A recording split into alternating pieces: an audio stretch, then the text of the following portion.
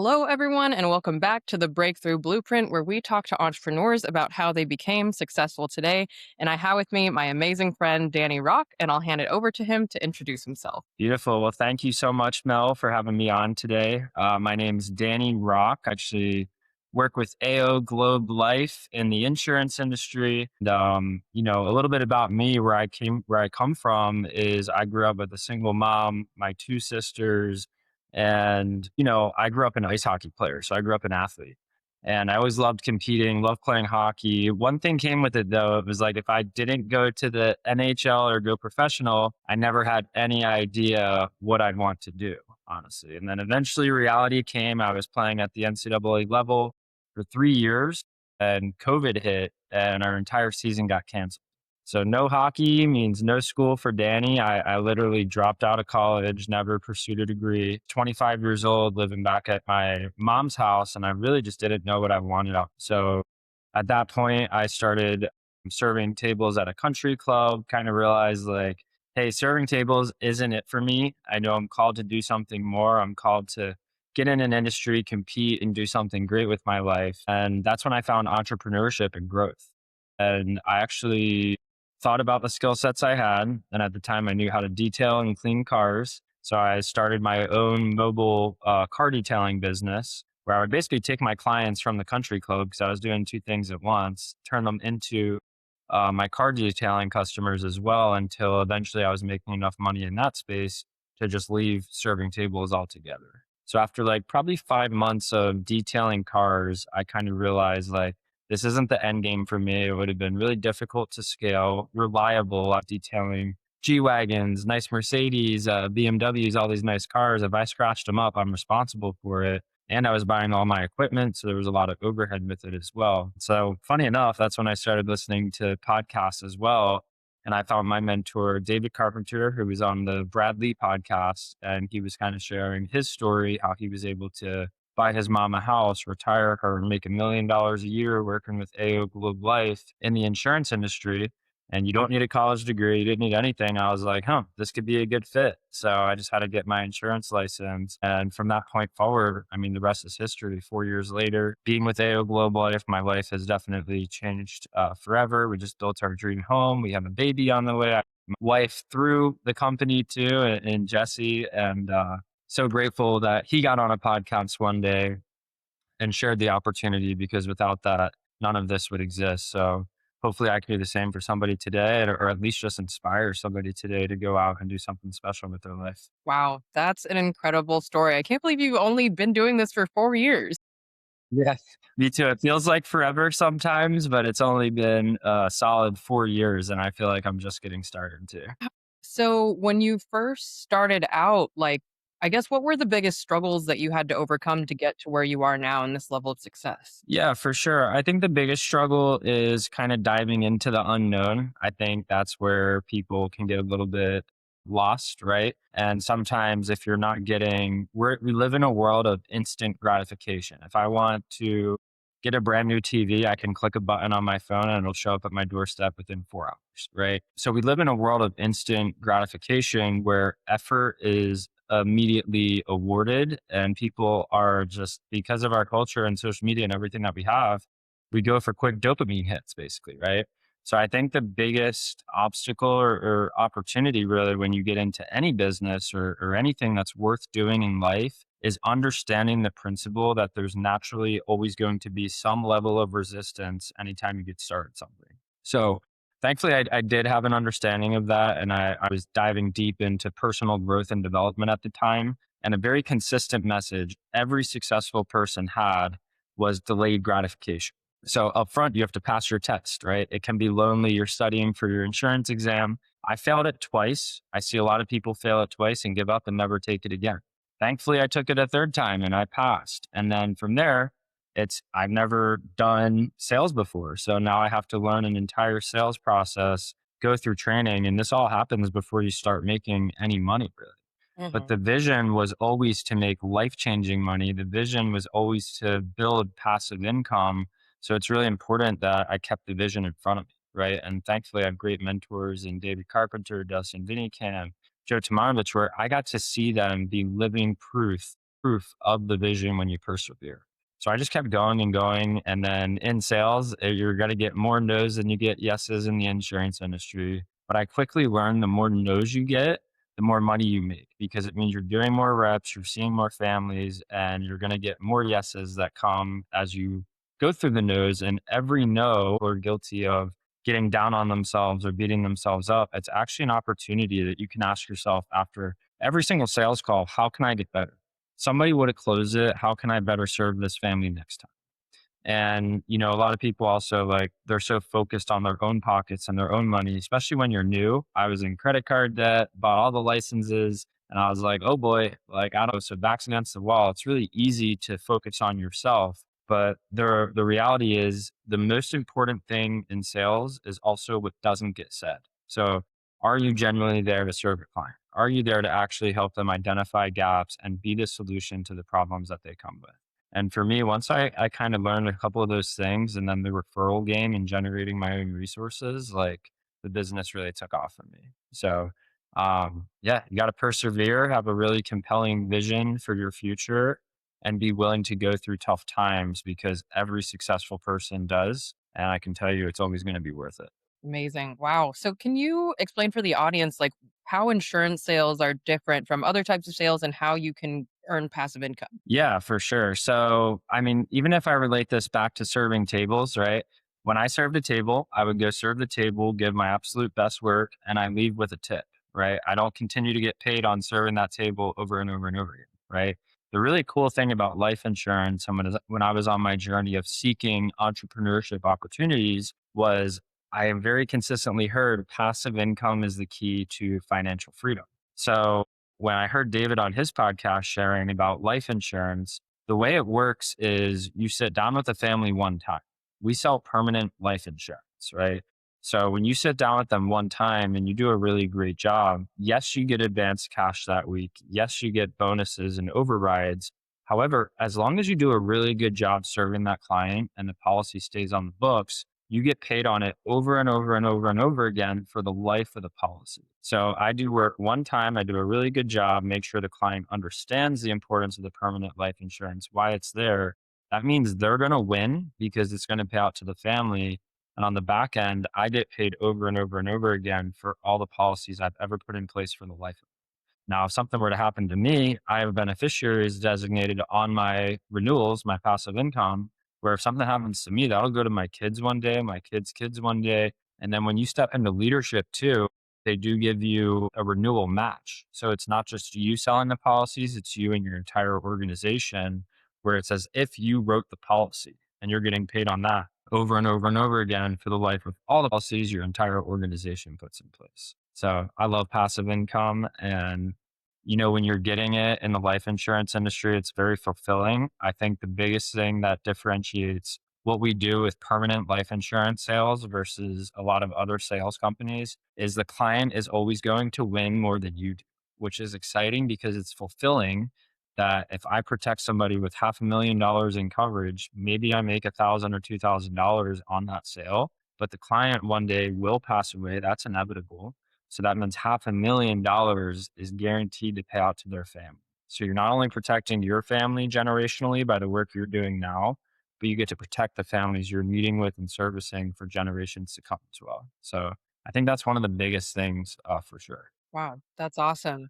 And so you manage a team right now or Yep, absolutely. and how many like insurance sales reps do you manage? I probably have about 15 writing producers in my organization with a pipeline of 50, but 15 right now that are actually in the field, writing sales, making money, and protecting families. Mhm. And what would you say are the biggest struggles like new reps face? Yeah, I would say the struggles new reps face is a lot of the times people aren't used to making phone calls. So it's a lot different, right? Than like I come from a athletic background. So there's physical challenges and then there's mental challenges, which I think business and being able to sit in this chair and be hyper focused 8 to 10 hours a day, every single day is more challenging than people may think it is.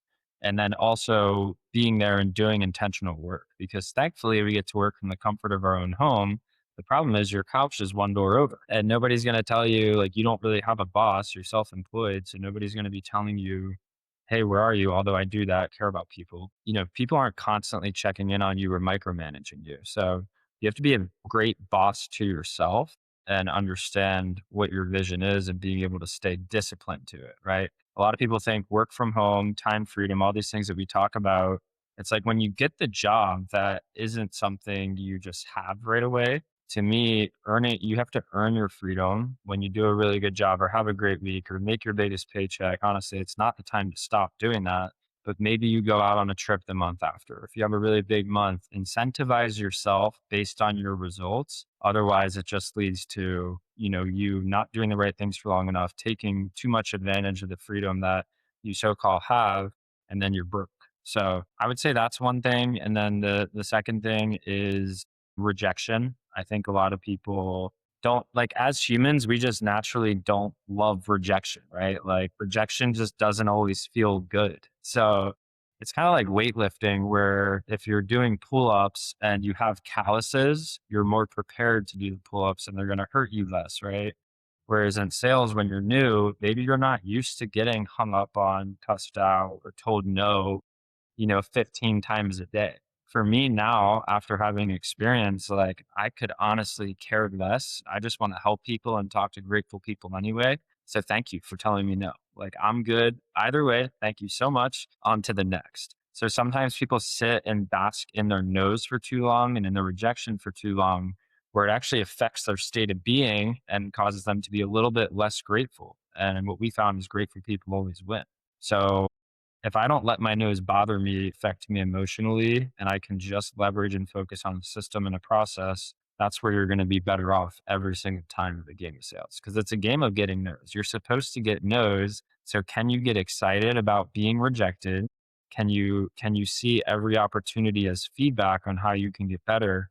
And then can you continue to press forward and do the things you're supposed to do and need to do on a regular basis, regardless of the results you may have gotten an hour ago? Right. Okay, so what are some of the things that you do on a regular basis to make sure you have like that right mindset, you stay positive no matter what happens? Yeah, for sure. I mean, I'm a very faith-based entrepreneur, so I believe in God and Jesus Christ as our Lord and Savior. So I think having faith is really important. And the cool thing is faith is actually what's in the unseen, but there's proof in our business that if you do the right things for a long enough amount of time and you're focused on them every single day, there's literally proof in my leaders and my mentors that there's a ton of upside, right?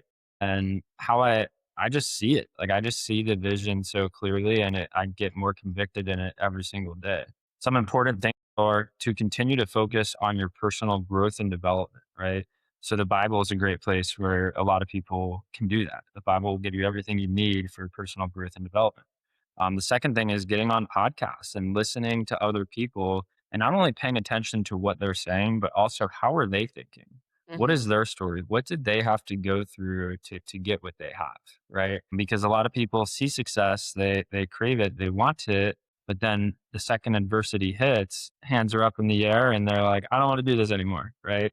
So I think understanding that there is a process to success, there are going to be challenges and adversities you need to endure.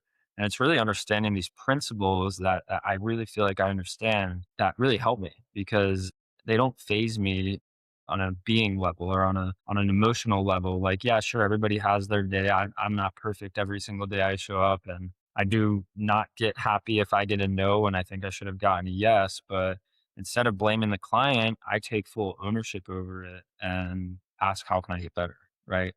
And that's a huge thing. So you have to endure, you have to have the mentality, you have to have faith and belief in what you're doing and understand that fruit is coming if you continue to work. All work works. It's either going to work for you, it's either going to work on you, meaning it's going to help you become better, or it could work against you. So it's also a matter of evaluating the work you're putting in so you can make sure it's either working on you or for you. And if it is working against you, what can you fix to make it work for you or on you?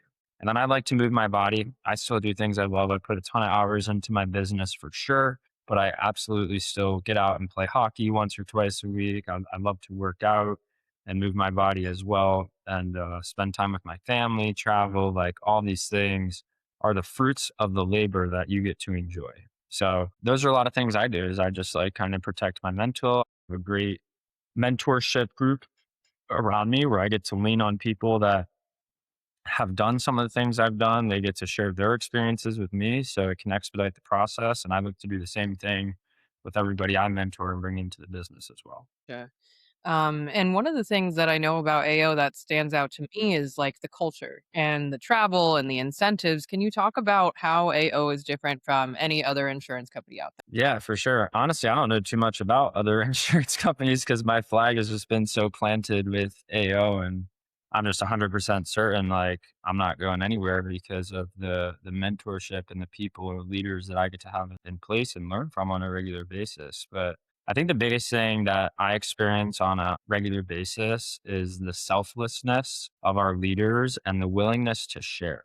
Like we have company wide calls, we have agency meetings where you see somebody getting certain results you might desire, and they'll just like give you what they're doing. So it's something I definitely try not to take for granted. And I'm very grateful because we have an open book. Like we open it up. Like I share with people on a regular basis what I'm doing, how I'm doing it, what it looks like, what the text looks like, what the calls sound like. I'm showing people live presentations, sales calls every single day. And the culture of AO is really, really special because they're not afraid to reinvest into their people. And it's bigger than a business, it's a family to me because you literally have people around you that genuinely care about you. They just genuinely care. And I feel so blessed to have leaders and mentors and people around me that just care. Like they have enough money, a lot of them, to retire, like 8 figure earners, 7 figure earners. And if I ask them a question, they're going to pick up the phone and answer. They're going to spend their time with me and not just spend their time with me. They're going to give me everything that they have in that moment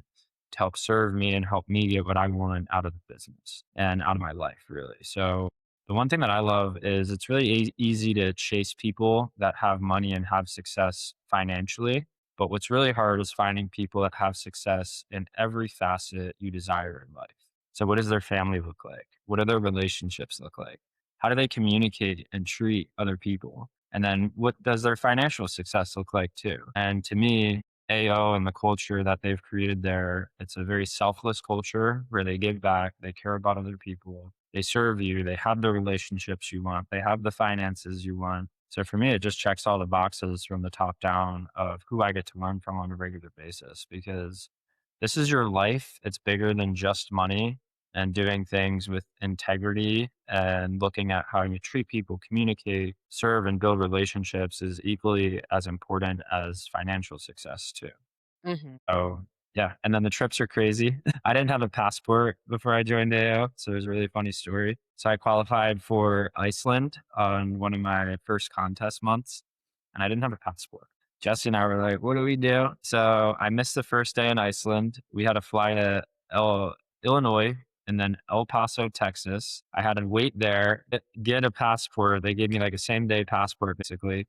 Fly Hmm. back to Illinois and then fly to Iceland all in like the matter of 2 days. But the trips are red carpet events, really. Like it's the best food I usually eat is on air trips, the views, the experience. So they really help shape you as a person because you get to experience other cultures, you get to experience other places in the world, and they don't shortcut the trips. Like they invest a lot of money into those trips and making sure that when you go, you have one of the best experiences of your life. So yeah.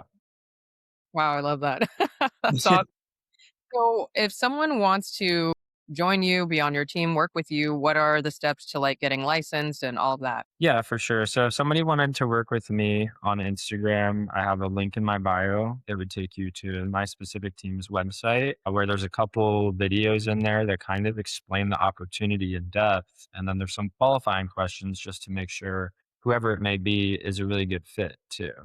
But the steps are to have an interview. And then if you get hired, start studying. So we set you up with a discounted pre-licensing course, and you do have to pay for your insurance license too, of course, and pass your state exam. Once you pass your state exam, we have a full built out live classroom where somebody's going to teach you our exact sales process from getting your lead, making a phone call, turning it into a presentation or a sales call, and then closing the client. Okay. So We have a training process that goes for about a week, and then you would get live field training access with me or one of our leaders, where we would demonstrate and show you the field, how to be successful here, get your lead pack, and get you off to the races. So it's really that simple. Gotcha. And about how long does that whole process start before you can get into the field? We have 15 days. So we know when people join our company, they're looking to make money. So we don't want to be the reason they don't. So we have 15 days from the day you enroll into your pre-licensing, and that gives you plenty of time to prepare and pass your state exam. And then once you pass your state exam, you're into training. So I would say within your first 25 days, you'd be in the field and trained out, making money, making protections when you do a really good job. And I guess just to wrap things up here, what are you most excited about for this year? Yeah, most excited about, honestly, my baby. We have a baby due in April, so a month away from having my first child and baby girl with Jessie. Absolutely ecstatic about just building a family and creating a future together. And then on the from a business standpoint, I'm excited because our team's in a better spot than we've ever been before. We have leaders that are leading from the front, doing a great job with sales. We have the training processes in place. I feel like we have so much going with our team and with our company as far as systems, processes, where the future goes. And our goal is to set out and do $5 million a year this year in sales as a team. So, I mean, with that, we need to hire partners. Like, I want to find people that are go getters, that are excited to scale and grow a business, to create time and financial freedom, that want to be incredible on the sales side, but also incredible on the leader side. So, I'm really excited to continue to find partners that I get to work with on a daily basis, help mentor and serve them to create time and financial freedom, build better relationships with their family, and really just build a life together. Like, that's what I'm excited about, is just getting to meet those future partners and the people I get to work with now, continuing to pour in and serve them every single day.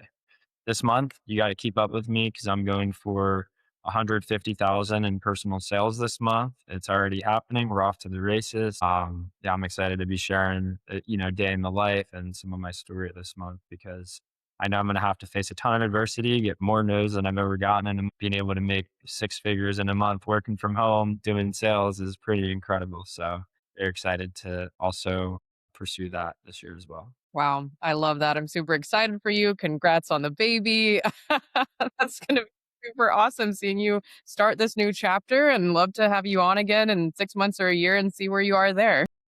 I would love to. It's been amazing spending this time with you. So thank you so much for having me on, and honor to you and everything you're creating as well. Thank you. And for everyone else, please tune into the next episode of the Breakthrough Blueprint.